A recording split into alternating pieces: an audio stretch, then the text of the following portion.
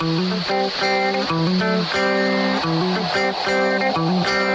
in a good place now. You are listening to Perspectives with Ashley Burgess. Welcome back live to Perspectives, and I'm your host, Ashley Burgess. I'm asking a question tonight. Do you want to create lasting memories instead of misery this holiday season? It's interesting because a lot of us are getting together with our relatives this season, and while family celebrations are traditionally supposed to be cheerful, they're supposed to be filled with love and laughter. You know, but it's funny how most of us, well, many of us really find these annual reunions quite stressful. There's personality clashes, right? There's some people that we really get along with and some people we just seem not to. You know, the conflicts that seem to surface every single year. And I think that a lot of people listening tonight can understand exactly what I'm talking about because it's those same subject matters that come up over and over again. Those ones that you go, I wish this would just end. I mean, this happened when I was 5, for Christ's sakes. I mean, we're still talking about something I did when I was a child and everybody's still judging me for it. Or I got divorced 10 years ago and we're still talking about how I can't seem to make a marriage work. You know, these personality clashes, these conflicts that seem to surface throughout the year and especially at this time. And the relatives who can simply be just annoying can certainly put a damper on the festivities. And I think that tonight I would like to really talk about, instead of you preparing for the battle, you know, a lot of us go into this and we go, you know, we're going to prepare for the war. We're going to prepare for the battle. I'm going to take them down before they take me down. And this is going to be my year to make them look way worse than me. Instead of that, let's follow some tips this year to make your family festivals and your festivities more enjoyable than it's ever been so far. Because you know what? You owe it to yourself to have a fun time. You owe it to yourself to have a stress-free environment where you can what? You can have joy in the season. There's something about this season that we're supposed to have fun. We're supposed to give back. We're supposed to think about all these great things that we have in life, and we're supposed to look at things in a happy, joyful way instead of a painful, sad, angry, depressed, or just downright stressed out. So let's begin tonight by talking about something that you can do right now. You can do beginning this holiday season. You can do it right now. You could have started doing it in Thanksgiving, but I know this show's a little after that, right? So Christmas is upon us, and so there's no time like the present. Okay. So the first thing that you can do to begin to change the dynamic is to adjust your attitude. And I know some people out there are like, well, that's easy said than done, Ashley.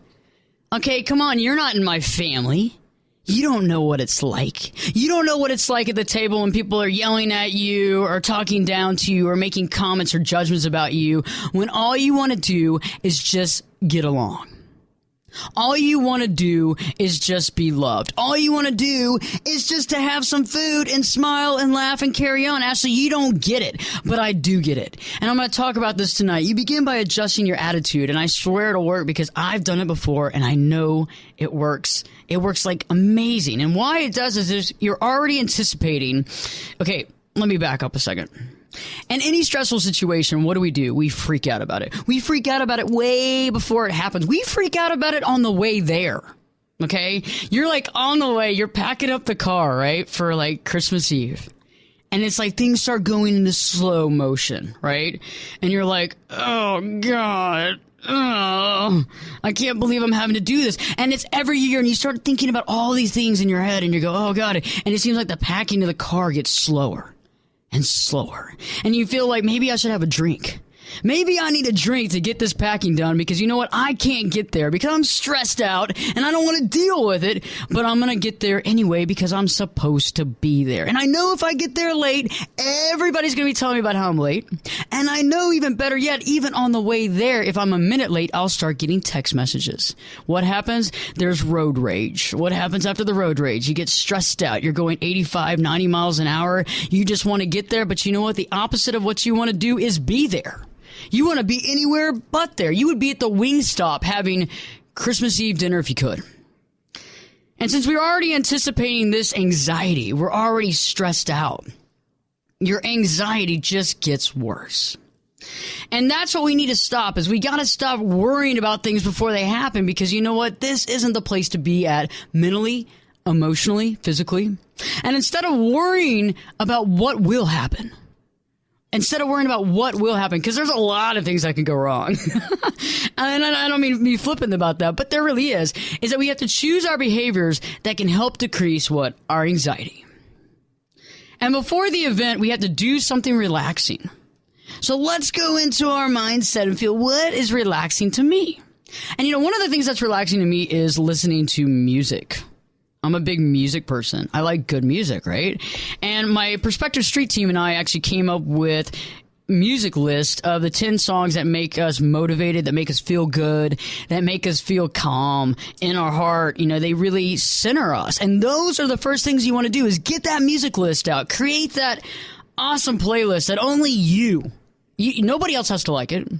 And if nobody else wants to hear it, you can use earbuds all the way to the family house and crank it up as loud as you can and jam out to your music and dance to your music and dance in the car, do whatever you need to do to just de-stress. And it really works for me. Some of you might do the yoga. Some of you might do meditation. I'm all for that too, but some people talk a big game and they're really not doing anything. And other people are like, well, how do I get into this meditative stance? Like, how does this work? Am I supposed to be in another realm of thought process? Am I supposed to be in a different dimension? No, I'm not trying to push that on you in a stressful situation to try to learn something that you might not know how to do. Get the music you like, right? Find that playlist that you just can't live without. That one that makes you get up and dance around your house like you're at a dance party, like you're at a club, but you're like really dancing in your own bathroom. That kind of music is a music that's going to really adjust your attitude when going into a stressful situation that a lot of us are going to find the next few days. So when we prepare for the worst, what happens? What happens when we prepare for the worst? I find that a lot of times when we prepare for the worst, we sometimes get the absolute worst. Because guess what? We prepared for it. We're ready for it. It's the worst case scenario. And let's see what happens. And sometimes that happens because we actually prepared for the worst. And it's interesting because when we're in a good mood, what happens? When you're in a good mood, what happens? Think about it. That's right. You radiate this good mood. You radiate this awesome feeling of, you're not stressed out. You're in charge of things. You're on top of your game. It's like others are drinking your freaking positive Kool-Aid that is so awesome. Everybody's like, man, this Kool-Aid's great. Ashley's in such a great mood. This is the coolest thing ever. And you know what? Everybody else is like smiling. And you might have some of those people that just, they're always in a bad mood. But does it matter? If you're winning, if you're winning 95% out of 100, right? If you're batting 500, you're not worried about the rest that's going on, right? You're doing really well. You can kind of avoid some of those other folks, right? You don't have to impress everybody, and you certainly don't have to get along with everybody. You just don't. And I think that's a misconception. And I'll talk a little bit about that later on, because I think a lot of times we put all these requirements. We put all these requirements, right? We're big on the requirements. We're like, well, it's the holidays and I'm supposed to like everybody and everybody's supposed to be my friend and everybody's supposed to love me and think everything I've ever done is just so amazing. But that's not necessarily true, right? It's not necessarily true. And that's the fact, is that sometimes we call people family, but does it really mean any more than friends sometimes? And we'll talk about that later on. So, the way we walk into a situation does what? It dictates really how it's going to go. I know that might sound simple and easy, okay? But it's true. Let me give you a good example outside of the family dynamic. Okay, you walk into, let's say, a work, there's like a work party. Okay, like a work Christmas party. Here we go. Work Christmas party. You're walking into the work Christmas party. It's at a restaurant off campus, away from work, right? Off campus, and you walk in and you're in the greatest of moods, right? People are going to come up to you and be like, Ashley, man, it's so good. We had such a great year. Oh my gosh. Even the people that you might not even get along with might be like, hey, let's let bygones be bygones. Let's go grab a drink and let's talk, right? If you walk in the opposite with your head down, you're upset, you're angry, you're just like infuriated that you have to be there, what's going to happen? Other people are going to look at you and be like, man, she's really mad. Like, she scares me. Like, I don't know if I want to talk to her. I don't know if she's going to, probably just, chew my head off or something. I don't know what's going on. So people are going to avoid you, or they're going to, walk around, on eggshells, because they don't really know what's wrong with Ashley. And so remember that when you walk into a situation, so when you walk into the holiday season this year, when you walk into the holidays, whether it's Hanukkah with your family, whether it's Christmas Eve, Christmas Day, whatever it is, when you're walk in realizing that whatever you're giving out, whatever mojo you're getting out, right, you're going to get it back tenfold. It's just the way the universe works. It's like when you go up and you say hi to somebody, you go, hey, man, what's up? You know what they're going to say? Hey, what's going on, man? But if you go, yeah, hey, they're probably going to be like, hey. So it's like what we give, we receive, right? And so it goes the same with our family, even though we don't want to always admit it. And we want our family to read our mind, right? They're supposed to read our mind because they're family. But you know what? Most family have no idea what's going through your mind. And sadly enough, I'll be honest with you, most of your family don't even understand you as well as your friends. Hence the reason why you pick friends and you get like your family given to you. That's this case scenario. So when we return, we'll be talking about how we must have realistic expectations. Okay, the biggest deal is realistic expectations, and how having those realistic expectations will help us move through the holiday season with ease and with little stress. Stay tuned, because Perspectives with your host, me, Ashley Burgess, will be back in. I'll be back this time in 2 shakes. Turn it up and jump in the deep end on Perspectives. Now, here's Ashley. Welcome back live to Perspectives, and I'm your host, Ashley Burgess. You know, this holiday season to me should be about creating memories, right? Not misery. And why is it that every year some of us believe that we should just keep creating this misery over and over again? And I don't think it's a conscious choice, right? I think it's like, I don't know how to get out of the situation. I'm constantly bombarded by these family members. I keep bringing up stuff that I don't want to talk about. I keep feeling like I'm under pressure, that I'm being scrutinized. I feel like I'm kind of a victim in this situation, and I want to stop this, but how do I overcome this situation? Well, I got the goods for you tonight, because I'm talking about personality clashes, conflicts, the things that rise to the surface during the holiday season, those family issues that keep coming up since you were 5 years old or since your last divorce, right? Whatever. There's a lot of things that can happen. So instead of preparing for the battle, right, let's prepare for some festivities. Let's prepare for an enjoyable time where we actually feel good about seeing our family instead of like we're going to prison. So right before the break, I was talking about how we have to adjust our attitude, right? Adjusting our attitude is, it is magnifique. It's amazing. It is like, je ne sais quoi. There's something about it, because you know what? We can adjust our attitude and we can control our attitude, and that's what matters. We can't control other people's attitudes, but we can control our own, right? We can definitely control our own, which will also help us decrease our anxiety. And remember that concept of putting together that 10 songs, that playlist, like the Perspective Street team did. Their playlist of motivation, of de-stressing, and just dancing it out, moving around, singing along, whether you're in the bathroom, in the shower, on the way to your family's house, like just letting the stress melt away. The next tip that I have for you tonight that I think will really come in handy is to really have realistic expectations. I know this can be hard. I mean, you want the whole world to change. I mean, if everything just got so much better. But it's so much better if we're actually realistic. As refreshing as it might be that Aunt Jane does not criticize your outfit this year, and she probably will. But don't expect people to change when they have behaved the same way for years? Tens of years? And I ask you to do something for yourself this time, is to minimize your contact with difficult relatives. I know. Would you like me to repeat what I just said? Minimize your contact with difficult relatives and spend more time interacting with those people that you like. Interacting with the family members that you like. And remember that family is what? It's family. Just because they're family doesn't mean that you have to have a lot in common, right?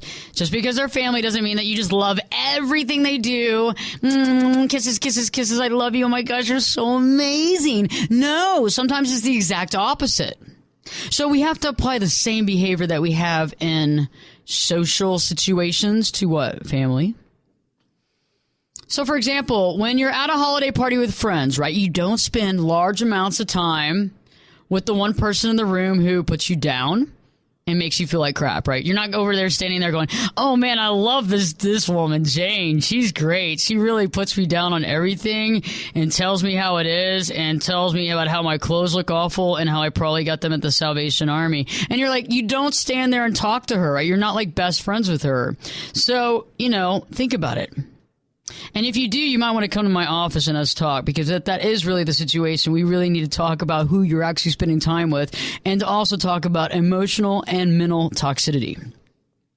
And sometimes we have to apply the same technique in family situations, and we'll feel tons better, and we'll be tons happier, and we'll feel good about ourselves for being proactive instead of the victim. And that's one thing that I've learned throughout my family journey, is that the last thing you want to do is hang out with the person that seems to remember all the negative things about you. And I'm telling you, there is going to probably be one of those people in your family. Some of you have the most amazing family, and that's awesome, and kudos for you. And I really think it's amazing. But at the same point, a lot of people listening tonight, even you, have a family member that just doesn't seem to understand, just doesn't seem to see your thought process very clearly, and definitely doesn't see your perspective.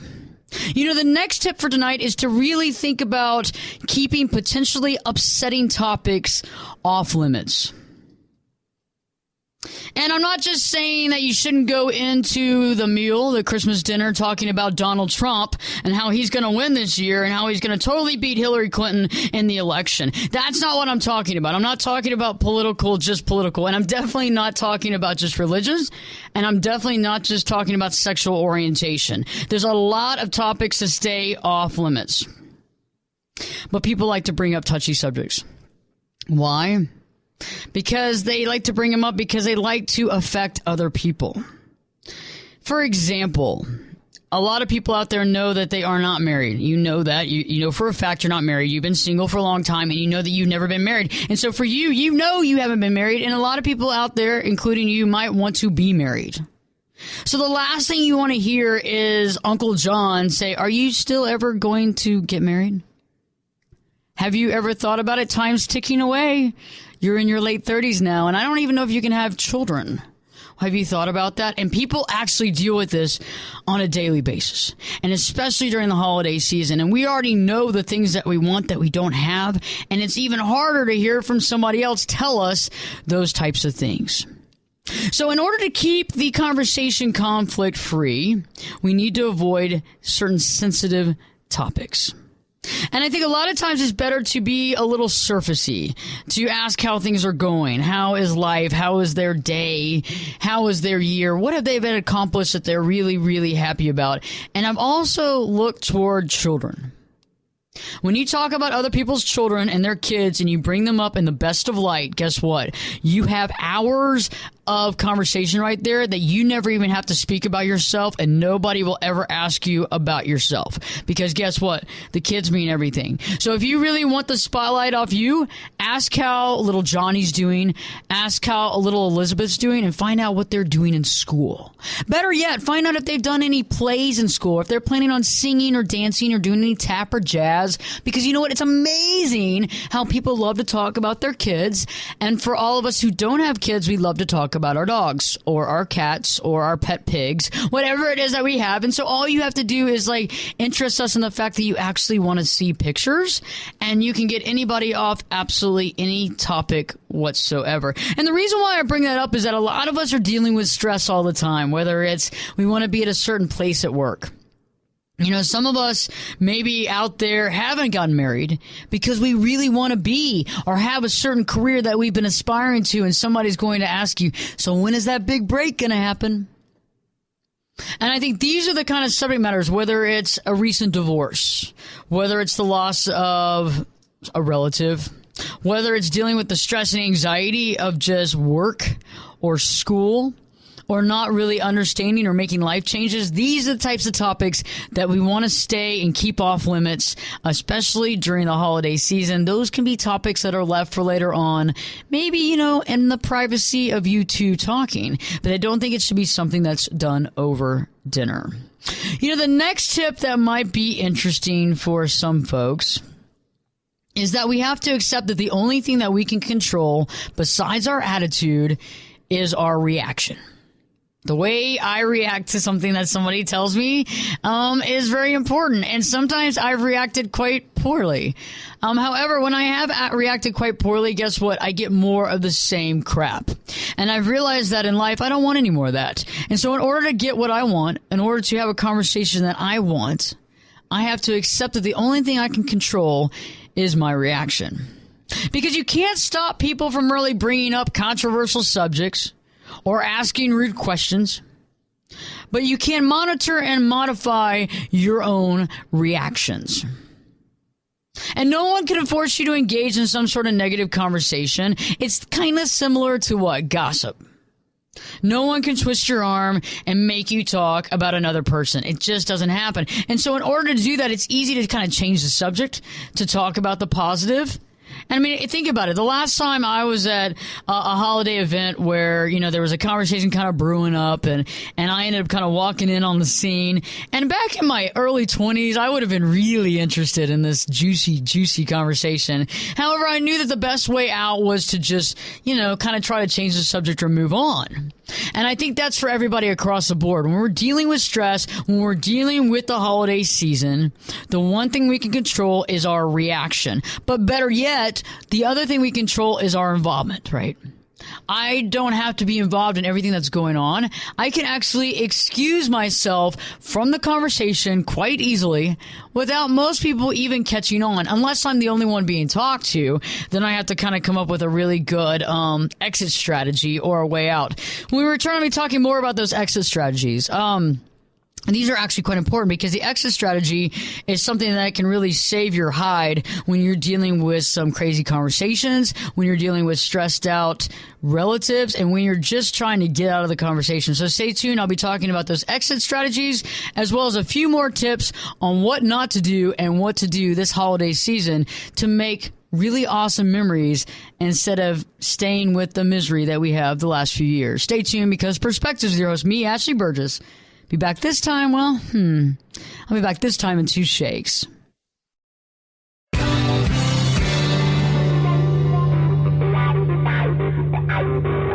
This is Jake Busey, and you're listening to Perspectives with Ashley Burgess. Welcome back live to Perspectives. And I'm your host, Ashley Burgess. Wow, what a great night. Yes, we're talking about making memories instead of the dreaded misery that we like to do a lot of times during the holiday season because we have that ability to do that a lot of times. Because what? Because we let relatives and we let the holidays get to us because of certain personality clashes. The clashes of the personalities. We have these conflicts that come to surface every year. You know, it's like they kind of like lie dormant for a little while, right? And then all of a sudden there you are. It's, you know, it's Hanukkah or it's Christmas or Kwanzaa or whatever. Don't know a lot of people who actually celebrate Kwanzaa, but I do throw it out there. And you have like a lot of family members that you did something when you were younger, you did something in your past, or you're doing something right now that people want to talk about. And it seems to be a constant headache and a problem to live down. So right before the break, I was talking about, you know, the off-limit conversations, but better yet, about how you can accept that the only thing you can control is your reaction. The only thing we can control in life is the way we feel, our own emotions, and the way we react to the situations around us, right? Because that's really what reality is here. Because really in life, all we know is our own perspective. Okay? We have no idea what someone else is thinking. We have no idea if they're getting us. We have no idea if they think we're crazy or if they don't think we're crazy, but we only can go with what we know. And so we can definitely control our reaction. And so let's give an example because I wanted to talk about those things that we can do. Those things that we can do when we're wanting to leave a conversation or we're wanting to get out of a situation, what we can do to exit stage right. And I always think that's kind of interesting because in life, sometimes we have to be able to get out of a situation. We have to have our exit strategy, really, right? Oh my gosh, there's something burning on the oven. Oh my gosh, somebody's at the door.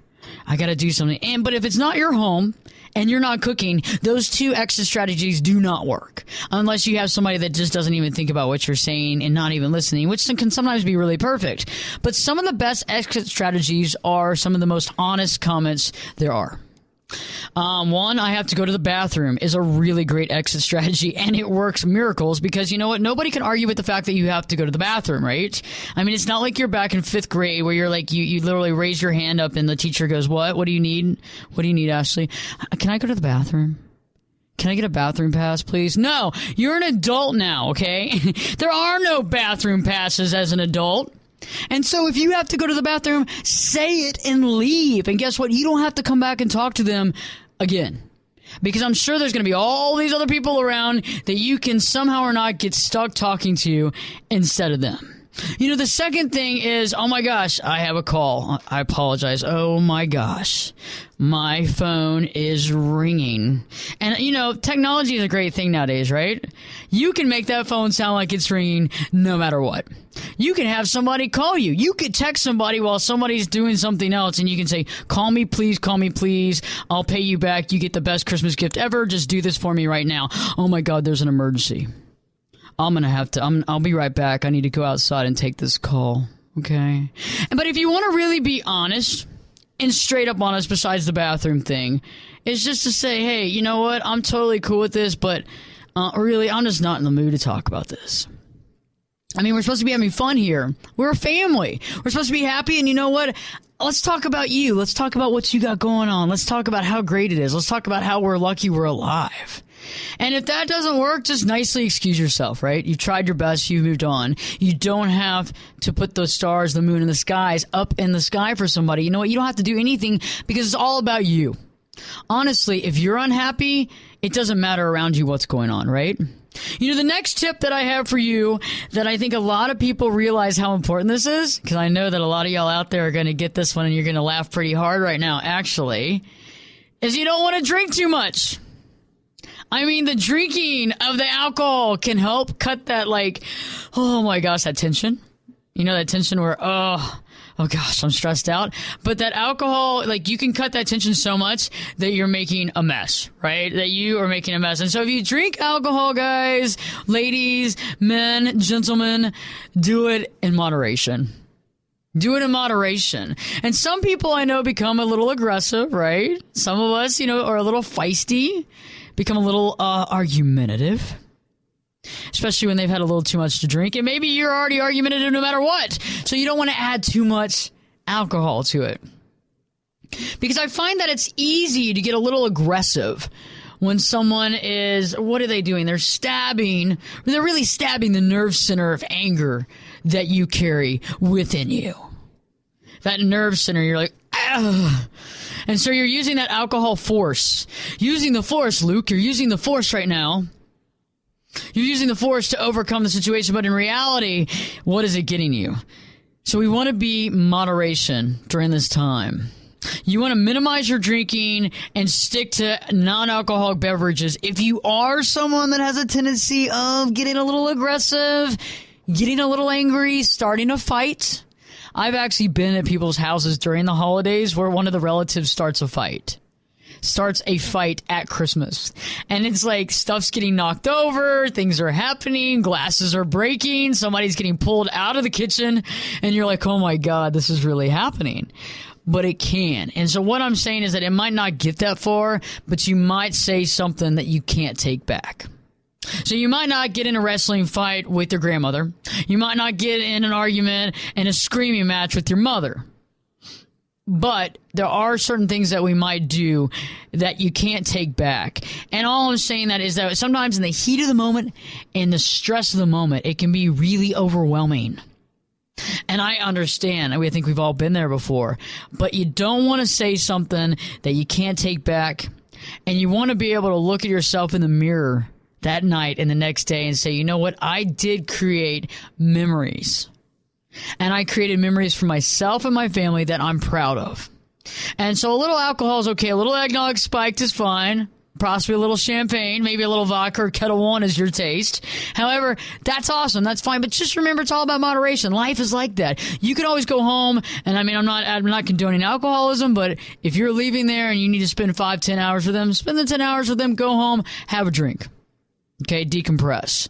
But sometimes you got to just you got to be on your P's and Q's, and you got to have your wits about you. You know, the next tip that I think is really interesting and something that we can really focus on, and some people might say, oh, Ashley, this is just so sweetsy sweets. I mean, really, but seriously, is to practice gratitude. Practice being gracious about things, because it's amazing, because when we actually really think about the stuff that is so awesome, and we think about the things that we have in our life, and we think about all the things that we should be gracious for and be, happy about, a lot of times when we have all this negativity or this drama, what happens? We forget that. We forget that. I mean, I've done it before where everything's great, really. Except for maybe I didn't get a certain promotion I wanted. And it taints everything around it. Like, I forget about the fact that I have healthy family.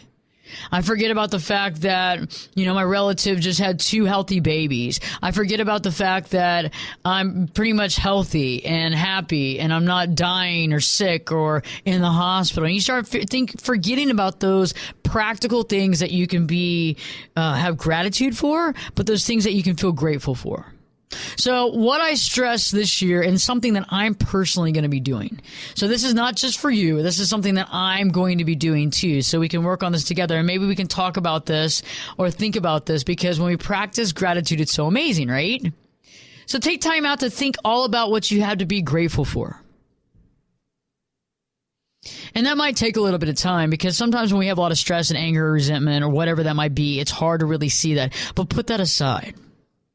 Begin to put that aside for just right now and think about the things that you have to be grateful for. And even going into the process of later on in this week, if you are going to be celebrating, and let's hope that it's a celebration, right? This holiday season, let's say it's Christmas Eve, let's say it's Christmas Day. And you're walking in, be grateful for the meal that you're going to have, the home that you're going to be in. Your health. Maybe it's not perfect, but you can walk and you can talk and you can see and all those good things. And maybe it's not perfect, but yet be cognizant of what we have. Be grateful for the friends that you have. And think about those kind of things. And I know sometimes people might be like, oh, that's so sickly sweet. But it really is awesome, because the more grateful we are for what we do have, it's amazing what we get. And I'm not trying to say it's a means to an end. It's like, if you're grateful, therefore you'll get more stuff. I'm not saying that, okay? This isn't like the Santa principle concept here, where it's A to B, where if you do this, then you'll get more gifts. No, but reality, it kind of is. When we are grateful for what we have, what happens? It comes out in everything we do, right? And we act so much awesome, and we're very cool, we're deep, and we're thoughtful, and we love people, and we go, oh, I love you, and you actually do love them. And what's amazing is the more love and the more care and the more honest we have and the more honest we are with everybody else, the more honesty comes our direction, right? The more love comes our direction. The more people actually care about us. The more things seem to go right in the universe. And so what I ask tonight is that to begin right now, days before Christmas, begin to be grateful for what you have. And I'd like to see you take this all the way through to the next year at this time when I'm doing a show. Hopefully not necessarily about this, but about how we transcended this and we've got to that next dimensional level. Right? Because it's interesting how when we really focus on gratitude, our anxiety diminishes. When we focus on gratitude, our stress level diminishes.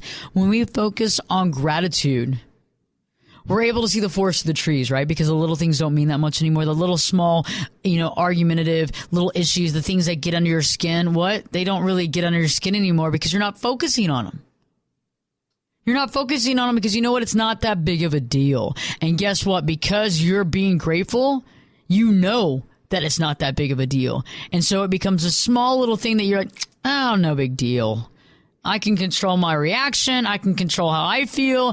I can't control how they feel, but that's okay, because I'm okay with that, because I'm grateful for what I have right now.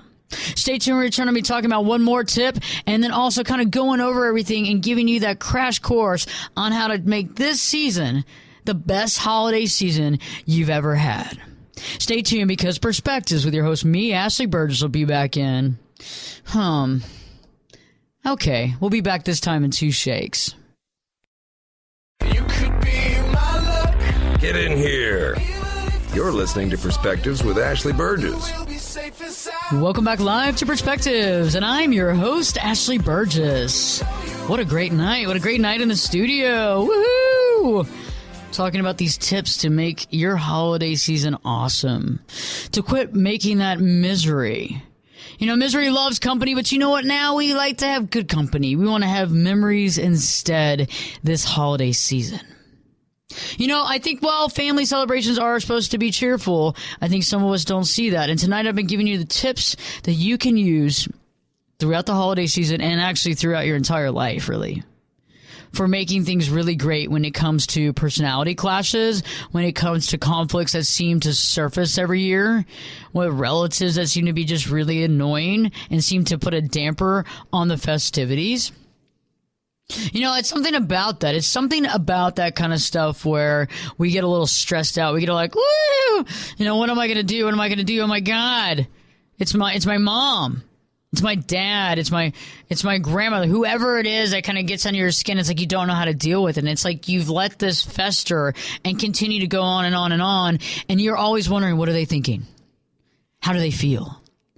Do you think that they're upset with me? What's the deal here? Are they going to bring this up? And so now we realize that all we can do is adjust our own attitude, right? We can change our own attitude.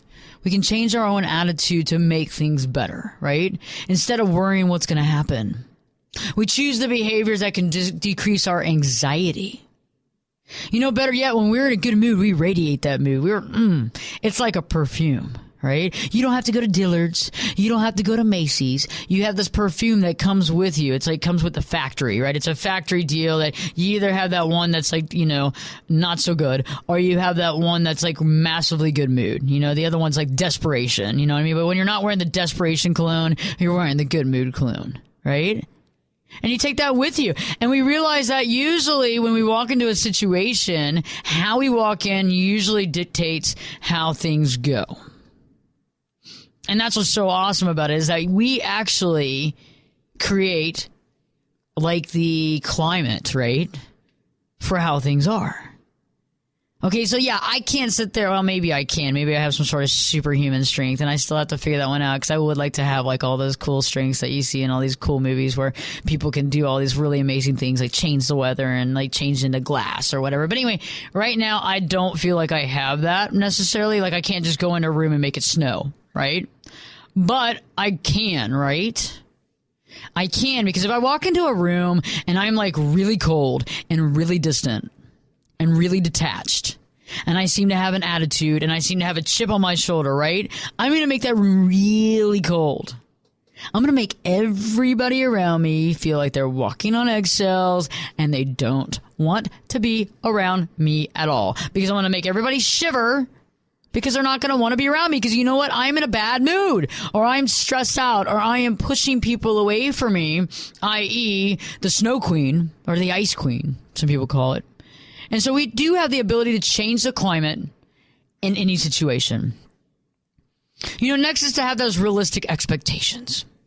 To know that even though we've had some issues with some family members, there are certain things that just by our demeanor, just by the way we respond, won't be a big deal anymore. However, there will be some people that will not change. And they might change a little bit, but they're not going to change like night and day. You know, that Aunt Jane that's always kind of critical of you is not going to be like, oh, let me kiss the ground you walk on. You know, let me wash your feet and then let me grab you some wine and feed you some grapes. No, that's not going to happen with Jane. But what is going to happen is by changing your attitude and by changing how you feel about yourself, her impact on you is going to be pretty small. Her critique of your clothing is going to mean what? Nothing. Do you get what I'm saying now?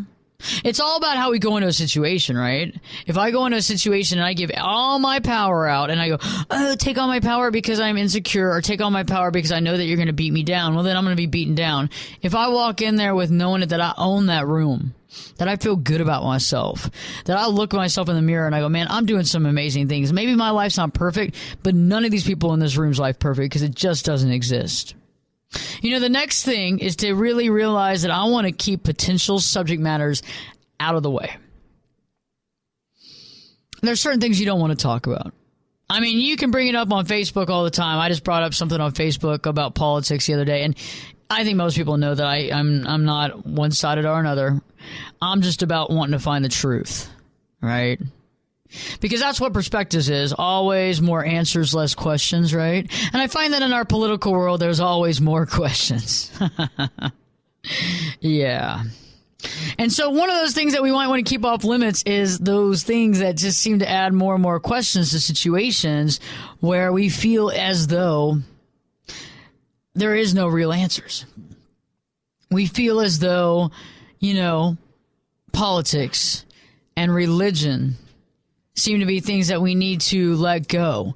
We need to let happen. We need them to let those things happen, to let those things go, and to overcome those situations.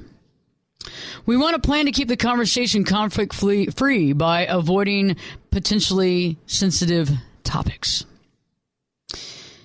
And we kind of want to just let people talk about their life. And one thing that I like bringing up is about kids, about people's pets, about their futures, about things that they really love doing, because people can tell you all day long what they love, and people relish things. So like, let's say like somebody paints on their side. They have like a side career of painting, or they like to do it for fun, or maybe they just embarked on going back to school and getting another degree. Let's talk about those things.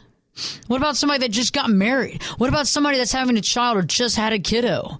Or somebody that just got a dog, just adopted a dog at the SPCA? Those are the things that we want to really surround ourselves with, right? Those are the things that are really categorically really cool. Okay? That's what I want to hear about this holiday season. I mean, I like happy stuff. And you know what? Not everything has to be totally happy, happy, happy, joy, joy, joy. And like the Smurfs are singing around and everybody's like holding hands and they, you know, kumbaya around the fire. It doesn't have to be that way. But you know what it can be is it can be fun. It can be peaceful. It can be joyful. And you can learn and you can accept people in their own terrain.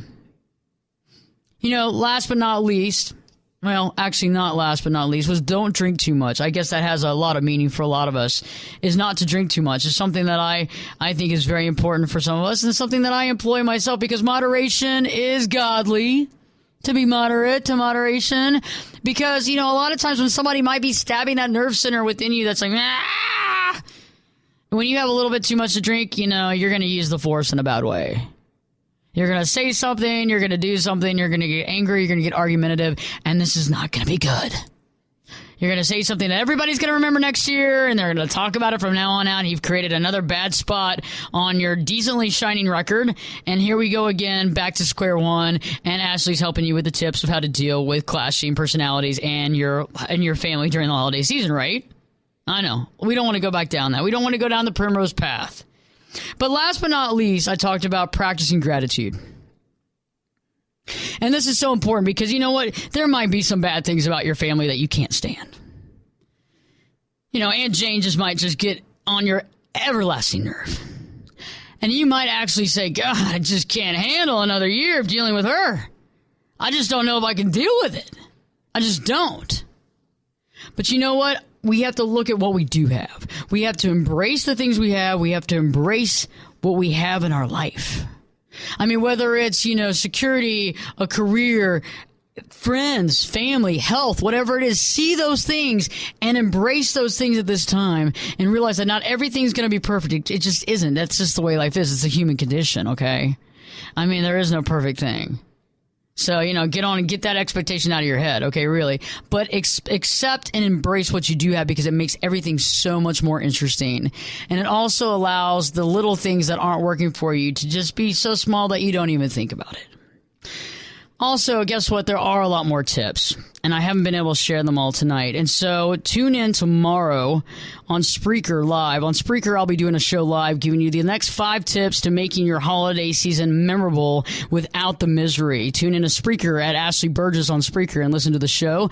I hope you have a wonderful holiday season. I hope you have a great Christmas, a great Hanukkah. I look forward to next week's live show, and I want the best. So think about gratitude, think about yourself, and realize there's a lot here.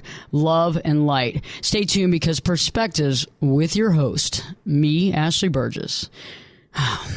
Well, have a great holiday. I'll be back this time in 3 shakes.